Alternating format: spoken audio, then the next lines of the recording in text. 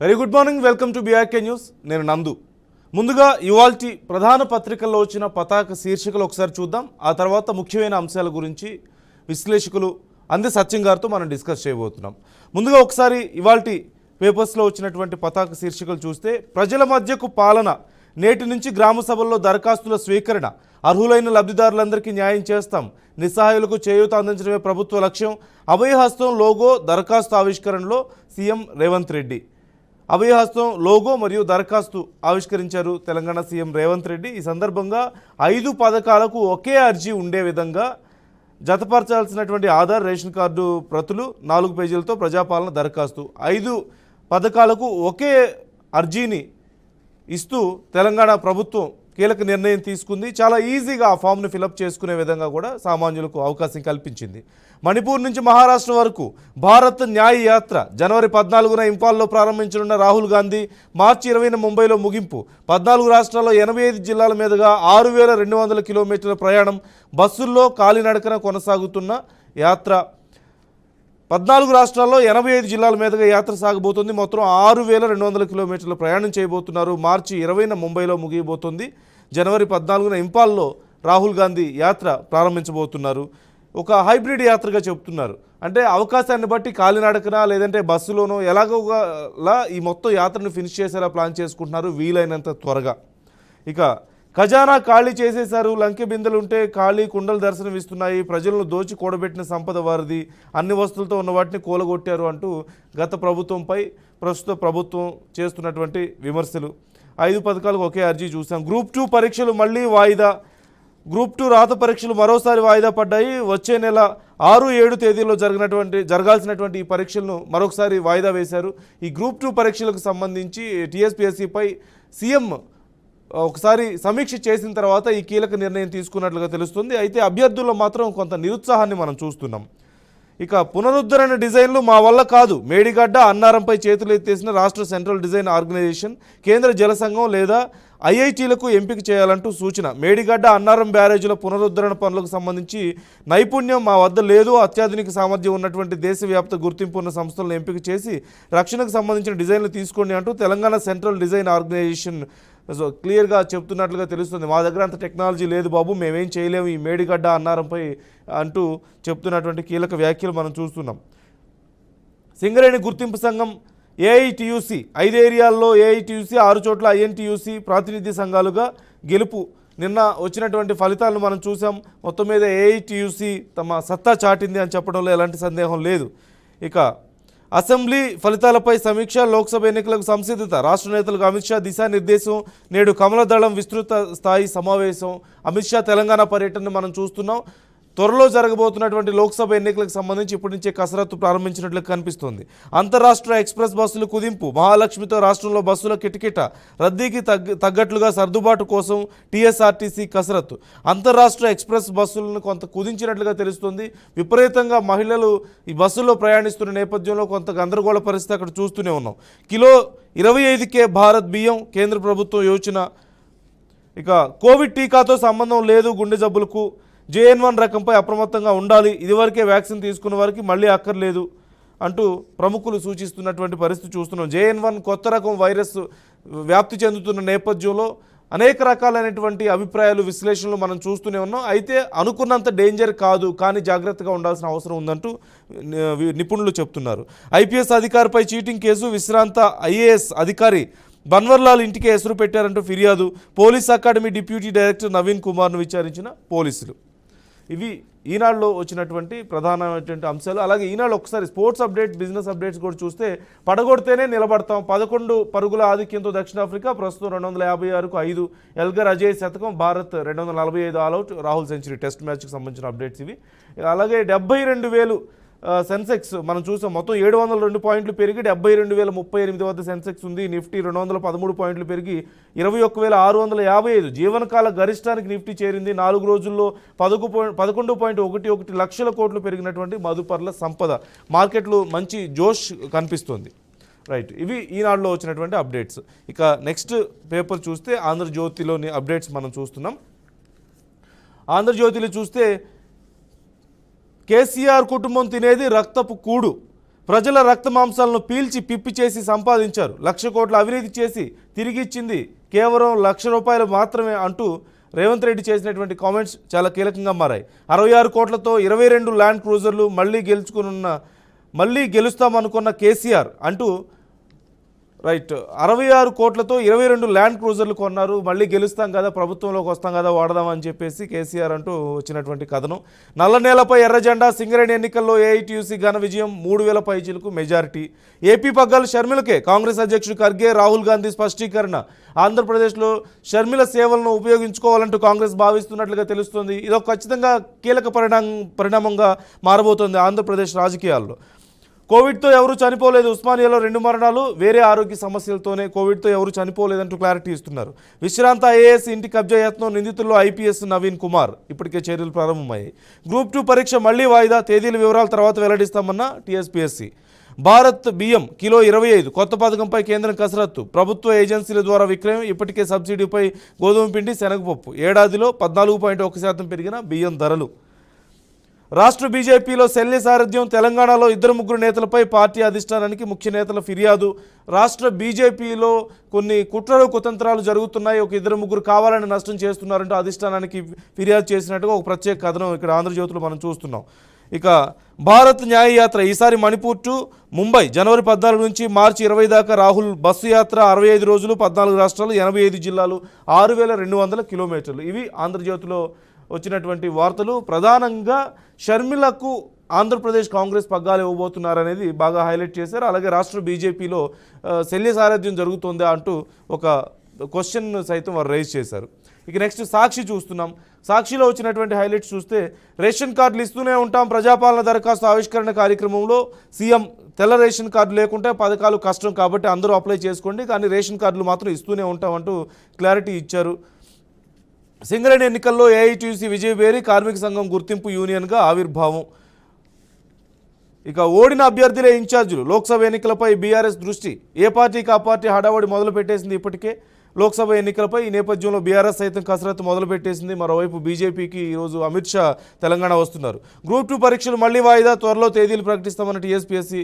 బట్టికా బీసీకా, కొత్త ఏడాదిలో కొత్త పీసీసీ చీఫ్ ఎవరు కాబోతున్నారు అనేటువంటి ఒక కొత్త అంశాన్ని సాక్షిలో రాశారు. ఎస్సీల నుంచి బట్టి ఒక్కరే, బీసీల నుంచి 4 పేర్లు పరిశీలనలో. కర్ణాటక మాదిరే తమకు పీసీసీ పదవి ఇవ్వాలని కోరుతున్న విక్రమార్క. బీసీ అయితే మహేష్ గౌడ్, యాష్కి, పొన్నం, విహెచ్లో ఎవరో ఒకరు అయ్యే ఛాన్స్. పీజీ ఇంకా ఈజీ, ఆన్లైన్లోనూ చేసే వెసులుబాటు. ఇక అఖాడాలో ఒకరోజు రెజ్లర్లతో గడిపిన రాహుల్ గాంధీ భారత్ న్యాయయాత్ర ప్రారంభం అవబోతుంది. నేడు పార్టీ నేతలతో అమిత్ షా కీలక చర్చలు. అసెంబ్లీ ఫలితాలపై సమీక్ష. ఇండియా కూటమితో సమగ్రతకు ముప్పు ఉంది అంటూ కిషన్ రెడ్డి చేసినటువంటి కామెంట్స్. ఇండియా కూటమి వల్ల భారతదేశంలో సమగ్రతకు నష్టం జరుగుతుంది అంటూ ఆయన చేసినటువంటి కీలక కామెంట్స్. సాక్షిలో ఈ అంశాలు మనం చూస్తున్నాం. ప్రధానంగా సింగరేణి ఎన్నికల్లో ఏఐటీయూసీ విజయబేరికి సంబంధించి, అలాగే ఓడిన అభ్యర్థుల ఇన్ఛార్జీలు అంటూ బీఆర్ఎస్ సంసిద్ధతకు సంబంధించి, రాబోతున్నటువంటి ఎంపీ ఎన్నికలకు సంబంధించి, అలాగే బట్టికా బీసీకా కొత్త పీసీసీ ఎవరు అనే అంశాన్ని కూడా హైలైట్ చేశారు. ఇక నెక్స్ట్ వెలుగు దినపత్రికను మనం చూసినట్లయితే, భారత్ న్యాయయాత్ర మణిపూర్ టు ముంబై, జనవరి 14 నుంచి మార్చి 20 వరకు రాహుల్ పర్యటన ఉండబోతుంది అంటున్నారు. అలాగే గ్రూప్ 2 వాయిదా, కొత్త కమిషన్ వచ్చాకే ఎగ్జామ్ తేదీలు ప్రకటిస్తామంటున్నారు. 1,00,000 కోట్ల భూములు స్వాహా, బయటపడుతున్న బీఆర్ఎస్ పాలనలోని అక్రమ దందాలు. గత ప్రభుత్వంలో జరిగినటువంటి అనేక దందాలు ఇప్పుడు ప్రభుత్వం మారాక బయటపడుతున్నాయంటూ వస్తున్నటువంటి ప్రత్యేక కథనం బాగా హైలైట్ చేయడం జరిగింది వెలుగులో. నేడు రాష్ట్రానికి అమిత్ షా, లోక్సభ ఎన్నికలకు ముందు బీజేపీ క్యాడర్కు దిశానిర్దేశం చేయబోతున్నారు. అలాగే ఐపీఎస్ నవీన్పై కబ్జా కేసు, ఒక ఐఏఎస్ అధికారి ఇంటిని కబ్జా చేయబోతున్నారంటూ ఒక కథనం. వరల్డ్ టాప్ ఫుడ్ సిటీల లిస్టులో హైదరాబాద్. వరల్డ్ టాప్ 50 ఫుడ్ సిటీల లిస్టులో హైదరాబాద్కు 39వ స్థానం దక్కింది. హైదరాబాద్ ఎప్పుడు టాప్ ప్లేస్లోనే ఉంటుంది ఖచ్చితంగా ఫుడ్ విషయంలో, అందులోనూ బిర్యానీ లవర్స్ మనం చూస్తూనే ఉన్నాం. ఇక సింగరేణిలో ఎగిరిన ఎర్రజెండా, గుర్తింపు సంఘంగా ఏఐటీయూసీ. అత్యధిక ఏరియాల్లో గెలిచిన, మెజారిటీ ఓట్లు మాత్రం పొందలేకపోయినటువంటి ఐఎన్టీయూసీ. ప్రశాంతంగా ముగిసిన ఎన్నికలు 94.20% పోలింగ్. ఇక టీజీఓతో శ్రీనివాస్ గౌడ్కి ఎలాంటి సంబంధం లేదు, 9 ఏళ్లుగా సంఘాన్ని చెప్పు చేతులతో పెట్టుకుని ఉద్యోగులను అణిచివేశారంటూ ఉద్యోగ సంఘాల బాధలను మరొకసారి హైలైట్ చేస్తున్నాయి.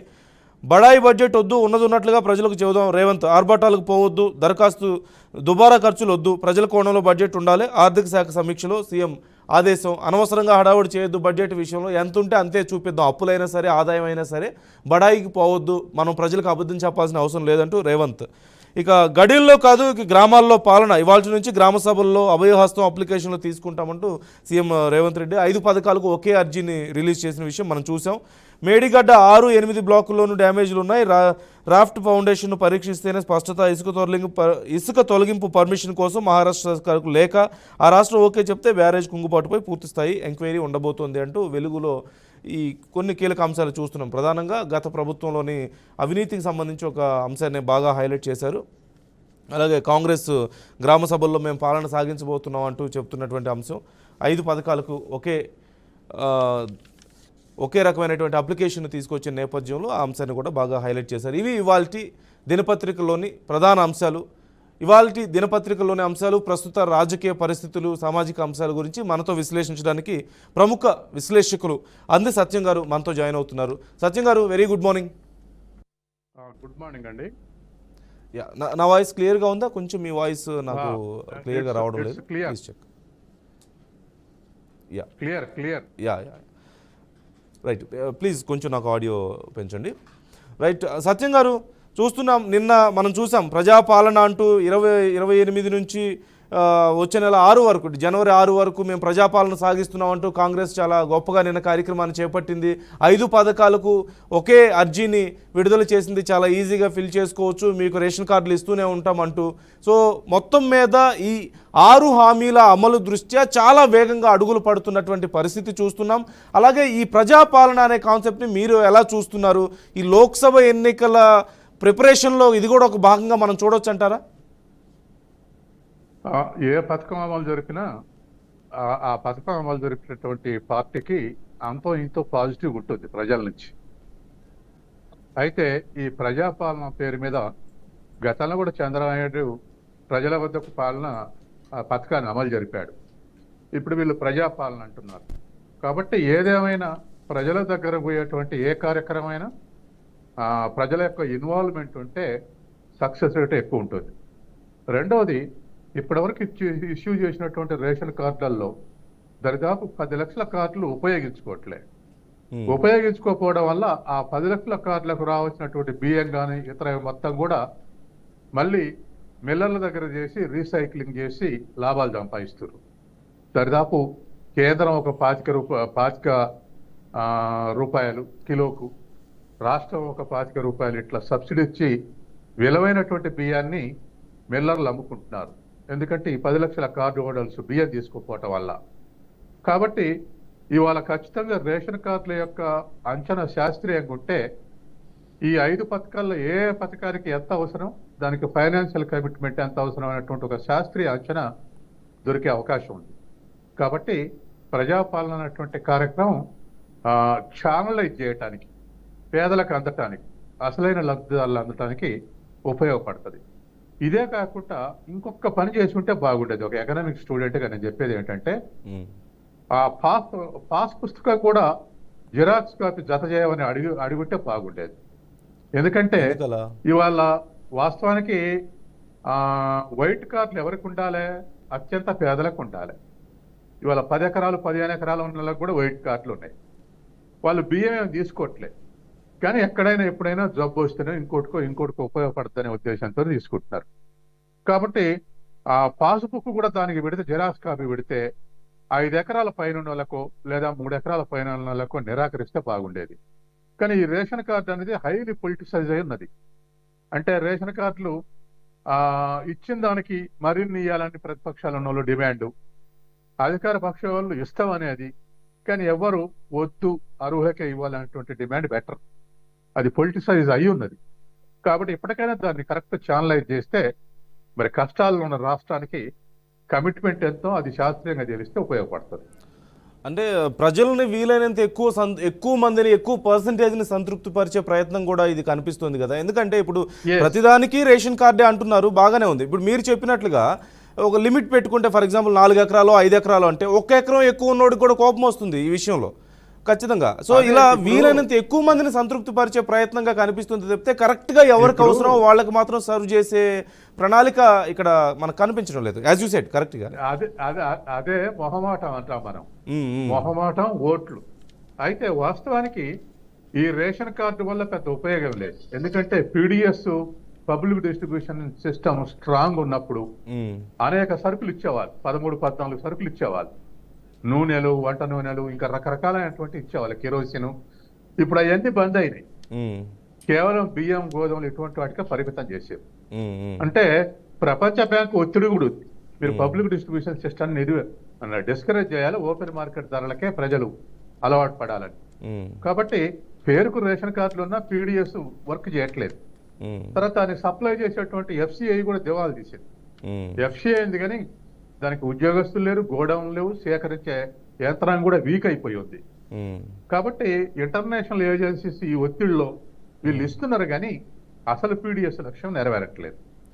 అంటే అడపాదడప ఇప్పుడున్న పరిస్థితుల్లో బీఆర్ఎస్ నాయకులు కేటీఆర్ లాంటి వాళ్ళు వచ్చి మేము చేసినవి ఇవన్నీ అని చెప్పుకోవడమే తప్ప ప్రజల్లో కానీ లేదంటే బయట సమాజంలో కానీ పూర్తి స్థాయిలో ఇప్పుడు కాంగ్రెస్ ప్రభుత్వం తీసుకొచ్చిన ఈ 6 హామీల గురించి లేదంటే ఈ ప్రజాపాలన గురించి ఒక ఫుల్ ఫ్లెడ్జ్డ్గా ఒక డిస్కషన్ నడుస్తుందా?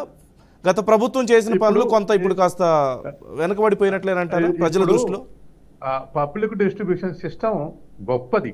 ఉమ్, ఇప్పుడు మార్కెట్లో ధరలు విపరీతంగా పెరుగుతున్నాయి. విపరీతంగా పెరుగుతున్న క్రమంలో ద్రవ్యోల్బణ ప్రభావం కూడా బాగా ఉంది.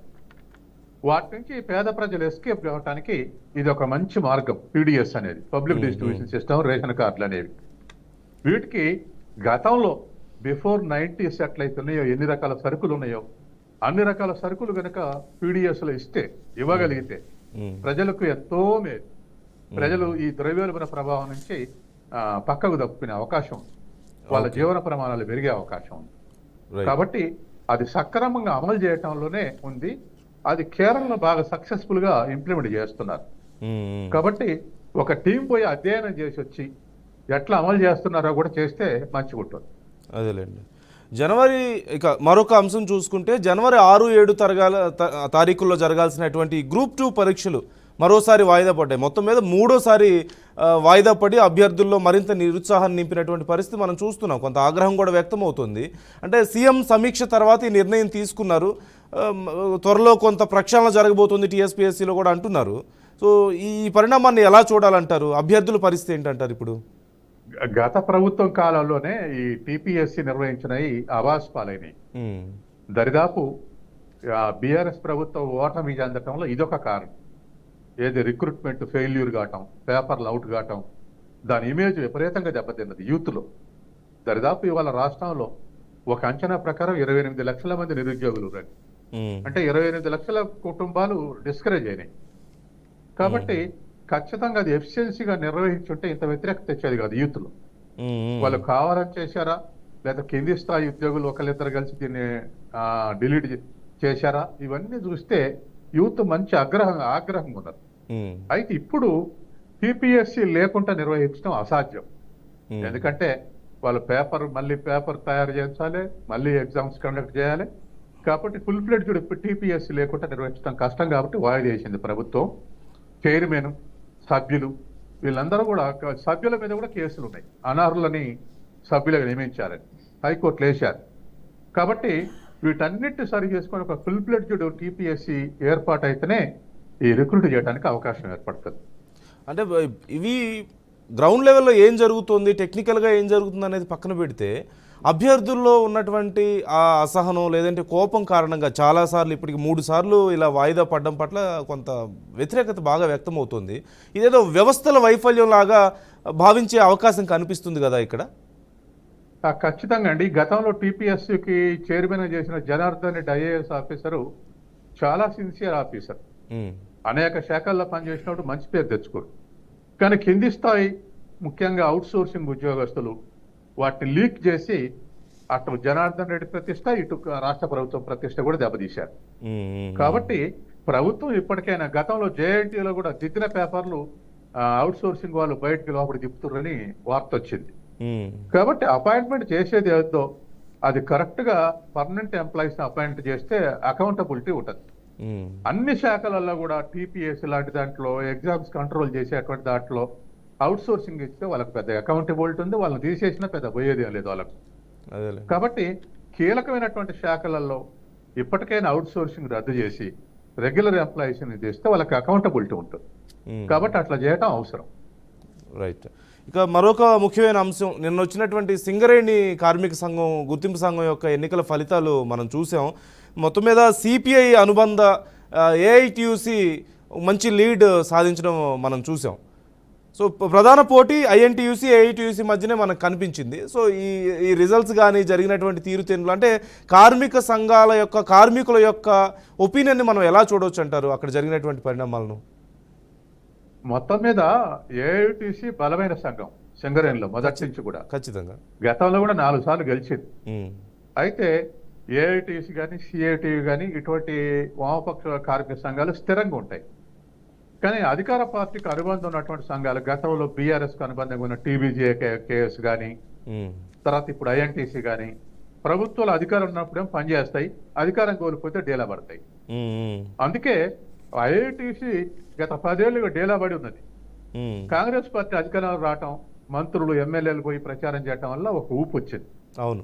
ఇది గమనించినటువంటి బీఆర్ఎస్ వాళ్ళ యూనియన్ ఓట్లు ఏఐటిసి కొన్ని చోట్ల వేయించింది. ఉమ్, ఉమ్, దాంతో ఏఐటిసికి ఇంకా మరింత ఎడ్జ్ వచ్చింది. ఓకే. ఏదేమైనా సింగరేణి ప్రైవేటీకరణకు వ్యతిరేకంగా జరిగే స్ట్రగుల్లో ఏఐటిసి లాంటి సంఘం బలంగా ఉండటమే అవసరం. అంటే ఎందుకంటే కాంగ్రెస్ ప్రైవేట్ కూడా అది- హామీలు ఇస్తూ వస్తుంది కదా, మేము ప్రైవేటీకరణ వ్యతిరేకిస్తున్నాం అంటున్నారు, కార్మికులకి చేయాల్సినవన్నీ మేము చేస్తాం, హెల్త్కి సంబంధించి కానీ లేదంటేనేమో ఏజ్ లిమిట్స్ విషయంలో కానీ హక్కు విషయంలో కానీ ఇలా అన్నింటిలో మేము చేస్తామని చెప్తున్నారు కదా, ఎందుకని వర్కౌట్ అవ్వలేదంటారు? వాళ్ళు ఐఎన్టీసీ వాళ్ళు ఇప్పటికిప్పుడు ఆర్గనైజ్ అయ్యారు. ఉమ్, గత 1 మంత్ నుంచి ఆర్గనైజ్ అయ్యారు. గతంలో ఆర్గనైజ్డ్గా లేదు.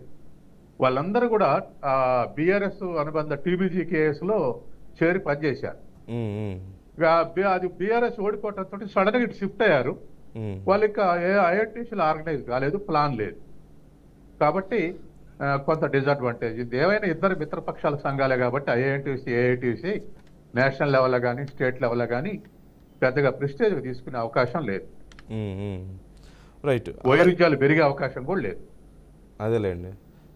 రైట్. ఇక మరొక ముఖ్యమైన అంశం, జనవరి 14 నుంచి మార్చి 20 వరకు భారత్ న్యాయ యాత్ర పేరుతో రాహుల్ గాంధీ యాత్ర చేపట్టబోతున్నారు. ఒక హైబ్రిడ్ యాత్ర, అంటే పూర్తి స్థాయిలో పాదయాత్ర కాకుండా అవకాశం ఉన్నంత వరకు నడవడం, తర్వాత లేదంటే బస్సు యాత్ర, ఎలాగోలా వీలైనంత త్వరగా ఈ యాత్రను పూర్తి చేసే అవకాశం. మొత్తం 6,200 కిలోమీటర్ల యాత్ర చేయబోతున్నారు. సో న్యాయ యాత్రగా పేరు మార్చారు కూడా, భారత్ జోడో యాత్ర నుంచి న్యాయ యాత్ర అంటూ పేరు కూడా మార్చారు. సో ఈ యాత్ర ప్రభావం ఎలా ఉండబోతుంది? ఖచ్చితంగా జోడో యాత్ర మంచి సపోర్ట్ అయితే ఇచ్చింది. ఖచ్చితంగా. అసలు దేశంలో ఏ యాత్ర జరిగినా, గతంలో చంద్రశేఖర్ పాదయాత్ర చేసినా, ఉమ్, మాజీ ప్రధానమంత్రి లేదా రాహుల్ గాంధీ చేసినా, ఇంకెవరు చేసినా పాదయాత్ర ప్రభావం పాజిటివ్ ఉంటుంది. జనం బాగా రిసీవ్ చేసుకుంటారు. పికెటింగులు ధర్నాలు చేసిన దానికన్నా కూడా దానికి మంచి పాజిటివ్ రియాక్షన్ ఉంటుంది ప్రజల నుంచి. ఉమ్, ఉమ్, తర్వాత మొన్న చేసినటువంటి రాహుల్ గాంధీ యాత్ర కాంగ్రెస్ కు మళ్ళీ పునరుజ్జీవం పోసింది. జోడో యాత్ర, భారత్ అది జోడో యాత్ర. కర్ణాటకలో తెలంగాణలో అధికారం రావడానికి ఉపయోగపడ్డది. తర్వాత కాంగ్రెస్ కాని వాళ్ళు కూడా స్వాగతించారు. ఎందుకంటే దేశవ్యాప్తంగా మత వైరుధ్యాలు కురవజ్యాలు రోజు రోజుకు పెరిగిపోతున్నాయి. కాబట్టి సామరస్య యాత్రని చాలా జనం, ఇప్పుడు మన రాష్ట్రానికి వచ్చింది అనుకోండి, ఇక్కడ మేధావులందరూ స్వాగతించారు. అవును. కాంగ్రెస్ పార్టీ కాదు వాళ్ళు. ఉమ్, కానీ కనీసం రిలీఫ్, అందరం కలిసి ఉందాం, అన్ని మతాల వాళ్ళం కలిసి ఉందాం, అన్ని కులాల వాళ్ళం కలిసి ఉందాం, సామరస్యంగా బతుకుదాం అన్నట్టు ఒక సందేశం రాహుల్ గాంధీ యాత్ర వల్ల వచ్చింది.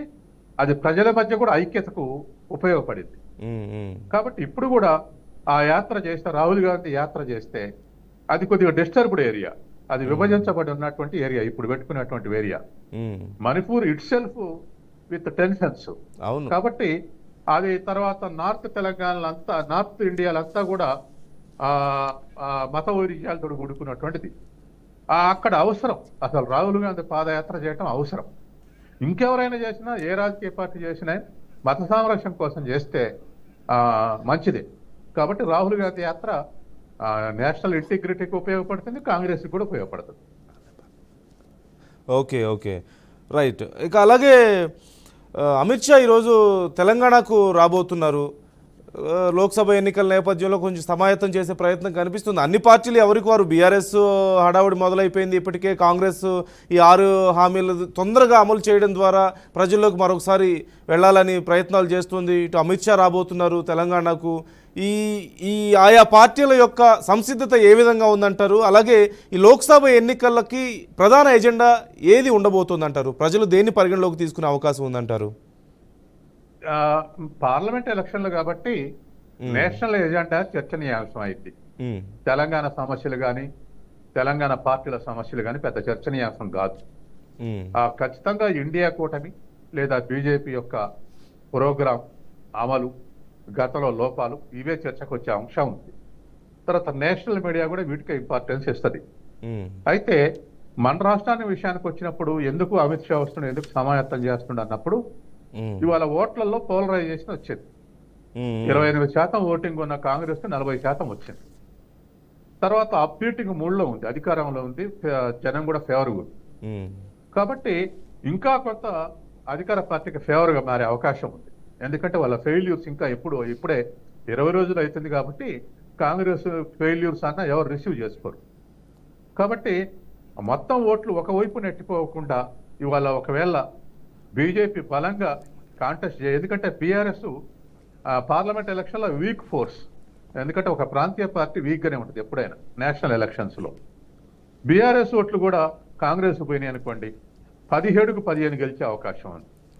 అట్లా కాదు, బీఆర్ఎస్ వీక్ అవుతున్నప్పుడు బీజేపీ మంచి అగ్రెసివ్గా పోరాడింది అనుకోండి, బీఆర్ఎస్ ఓట్లు కాంగ్రెస్ వ్యతిరేకంగా బీజేపీకి పోయే అవకాశం ఉంది. కాబట్టి గతంలో వచ్చిన 4 సీట్లు 3 సీట్లు నిలబెట్టుకునే అవకాశం. అలా లేకపోతే అవి మొత్తం కాంగ్రెస్ పోయే అవకాశం ఉంది. ఇవాళ మనకు సింగరేణి ఎలక్షన్లు జరుగుతున్నాయి కదా, బీఆర్ఎస్ వీక్ అయ్యి ఓట్లన్నీ ఏఐటీసీకి వేశారు. టీబీసీ బలం ఎడిపోయినట్టంటే ఏఐటీసీకి పోయింది. అవును, ఇక్కడ కూడా పార్లమెంట్ ఎలక్షన్ లో కూడా బీఆర్ఎస్ ప్రాంతీయ పార్టీ కాబట్టి వీక్ అయింది అనుకోండి, ఆ ఓట్లు బీజేపీ రాబట్టుకునే అవకాశం ఉంది గట్టిగా ఉంటే. క్యాండిడేట్ల సెలక్షన్ కానీ మోడీ ఒకటి, ఈ ఫ్యాక్టర్స్ అన్ని కన్సిడర్ తీసుకుంటే బీజేపీ స్ట్రాంగ్ ఉంటే కొన్ని బీఆర్ఎస్ ఓట్లు పోయే అవకాశం ఉంది. బీజేపీ స్ట్రాంగ్ లేకుంటే ఆ ఓట్లు ఈ ఓట్లు కూడా కాంగ్రెస్ పోయే అవకాశం ఉంది. ఖచ్చితంగా బీజేపీ ఆల్రెడీ ఫోకస్ మొదలుపెట్టింది కదా, గ్రౌండ్ లెవెల్లో వాళ్ళ ప్రయత్నాలు ఇప్పటికే మొదలు పెట్టేశారు. చూద్దాం మరి. ఇక ఆంధ్రప్రదేశ్లో జరుగుతున్నటువంటి పరిణామాలు, రాజకీయ పరిణామాల్లో కీలకంగా ఇన్ఛార్జీల మార్పు మనం చూస్తున్నాం. వైఎస్ఆర్సీపీ పార్టీలో గందరగోళ పరిస్థితి కనిపిస్తుంది. పార్టీలో కొంతమంది ఇప్పటికే అలకబూని ఉన్నారు, ఎప్పుడు బయటకు వచ్చేస్తారో తెలియని పరిస్థితి. కొంతమంది ఏమో ఏదో ఒక తెలియని కన్ఫ్యూజన్లో ఉన్నారు, అసలు పార్టీలో ఏం జరుగుతుంది. ఓవైపు ప్రతిపక్షాలేమో పెద్ద ఎత్తున దీని గురించి హడావుడి చేస్తున్నాయి. ఈ ఇన్ఛార్జీల మార్పు అనేది ఎలాంటి ప్రభావం చూపించే అవకాశం ఉందంటారు? ఇంత పెద్ద స్థాయిలో జరగడం కూడా పెద్ద విషయమే కదా ఖచ్చితంగా. ఇప్పుడు నేను ఒక 50-60 డిబేట్లలో చెప్పా, షర్మిల తెలంగాణ కాంగ్రెస్ లో చేరితే నష్టం అనేది తప్ప లాభం జరగదని. కానీ ఇప్పుడు ఆంధ్రప్రదేశ్ పిసిసి అధ్యక్షురాలుగా చేస్తే కాంగ్రెస్ బ్రహ్మాండంగా లాభపడుతుంది. ఎందుకంటే ఇవాళ మిగతా 3 పార్టీలు బీజేపీకి అనుసంధానంలో నడుస్తున్నాయి. వైసీపీ కానీ లేకపోతే తెలుగుదేశం, జనసేన కానీ దాని పొత్తు కోసం వైసీపీ ఏమో దాని ఆశీస్సుల కోసం కాసుకొని ఉంది YCP, because of individual compulsion. ఆయన మీద ఉన్న కేసులు వీటి రీత్యా రాజకీయంగా బీజేపీ సపోర్ట్ చేస్తే అధికారంలోకి వస్తామన్నట్టు ఆశతోటి తెలుగుదేశం, జనసేన బీజేపీ మీద ఆశ పెట్టుకుంది. బీజేపీ ఏమో ఎవరు ఉపయోగపడితే వాళ్ళని ఉపయోగించుకుందాం అనే స్థితిలో ఉంది. ఎందుకంటే బీజేపీ వ్యతిరేకత రాష్ట్రంలో పోలేదు. ఏపీలో పోలవరం కొన్నాళ్ళు తెప్పలు పెట్టడం, ప్రత్యేక హోదా ఇవ్వకపోవటం, విశాఖపట్నం ప్రైవేటీకరణ చేస్తా అంటాం, రాష్ట్ర విభజనలో వీళ్ళ పాత్ర ఉందనటం. కాబట్టి కాంగ్రెస్ నాయకులు అందరూ బీజేపీలో చేరినా బీజేపీ బలం పెరగలే, అట్లే ఉండిపోయింది. కాబట్టి ఇవాళ షర్మిల పిసిసి అధ్యక్షురాలకు టేకప్ చేస్తే ఖచ్చితంగా అది జగన్ పార్టీకే దెబ్బ. రెండవది అసంతృప్తివాదులు, వైసీపీ అసంతృప్తివాదులు, మిగతా పార్టీ అసంతృప్తివాదులు వెంటనే కాంగ్రెస్ లో చేరే అవకాశం ఉంది. ఇండియా కూటమి ఎట్లా ఉంది కాబట్టి 2 కమ్యూనిస్ట్ పార్టీలు కాంగ్రెస్ పార్టీ పొత్తు పెట్టుకుంటే కొంత ప్రభావం చూపెట్టే అవకాశం. తర్వాత ఇప్పుడు కనుక షర్మిల మంచిగా పనిచేసి ఓటింగ్ శాతం పెంచగలిగితే, సీట్లు రాకపోయిన ఓటింగ్ శాతం పెంచగలిగితే మరో రాష్ట్రం నుంచి రాజ్యసభ సభ్యురాలు చేసే అవకాశం ఉంది షర్మిలని. అదేలేండి. అంటే అసలు కాంగ్రెస్కి కొత్త ఊపిరి ఎంతవరకు పోయగలుగుతారు అనేదే ఇక్కడ వారు ప్రధానంగా ట్రై చేస్తున్నారు. ఎంతో కొంత చిన్నదో పెద్దదో కలిసి వస్తే కలిసి వచ్చే అంశమే కదా అన్న ఆలోచనలో కాంగ్రెస్ ఉన్నట్లు కనిపిస్తుంది ఆంధ్రప్రదేశ్. చివరిగా ఇటు పాలిటిక్స్కి లేదంటే సినిమాకి రెండింటికి సంబంధించిన అంశం వ్యూహం సినిమా గురించి జరుగుతున్నటువంటి గందరగోళం మనం చూస్తూనే ఉన్నాం. ఓవైపు ఈ కేసులు, కోర్టులు, గందరగోళం చూస్తున్నాం. ఇదంతా ఒక ఎత్తైతే నా కొలుకుపూడి శ్రీనివాసరావు గారు చేసినటువంటి కామెంట్తో ఇంకా పెద్ద గందరగోళం అయిపోయింది. ఆర్జీవీ తల తీసుకొస్తే ₹1 ఇస్తారంటే ఆయన కామెంట్ చేయడం, ఆర్జీవీ వెళ్ళి మళ్ళీ కంప్లైంట్ చేయడం, ప్రెస్ మీట్ పెట్టడం, ఈ గందరగోళం మీద మీ ఒపీనియన్ ఏంటి? అసలు అటువంటి సినిమాల్ని పట్టించుకోరండి. ఏదో డ్యామేజ్ అవుతుందని ఎదురు పార్టీ వాళ్ళు కోర్టు చేశారు తప్ప గతంలో ఎన్టీ రామారావు మీద మండలాతీసుడు చేసిండు. అవును అవును సినిమా తీసిర్రు. ఏదో ఆ ఒక వారం చర్చ జరిగింది, మర్చిపోయింది. అసలైన వ్యక్తిత్వమే నిలబడుద్ది.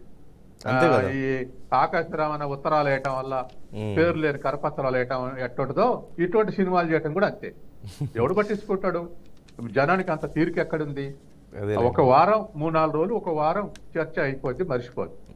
కాబట్టి ప్రజలు ఇష్యూస్ కు ప్రభుత్వం మీద ఉన్నటువంటి అభిప్రాయానికే ఎక్కువ ప్రాధాన్యత ఇస్తారు. తర్వాత వ్యూహం సినిమా వీక్నెస్ అవుపడుతుంది. గొప్ప సినిమా అయితే ముందే విడుదల చేసేవాళ్ళు. ఎలక్షన్ ముందర ఎందుకు విడుదల చేస్తారు అంటే 10 రోజులు 5 రోజుల్లో చర్చనీయాంశం జరుగుతుంది. అదేలేండి. అటువంటి వాటికి వాల్యూ ఇవ్వాల్సిన అవసరం లేదు. ఖచ్చితంగా ప్రజలకి తెలియని విషయాలు కాదు కదా, వాళ్ళకంటూ ఒక క్లారిటీ ఖచ్చితంగా ఉంటుంది.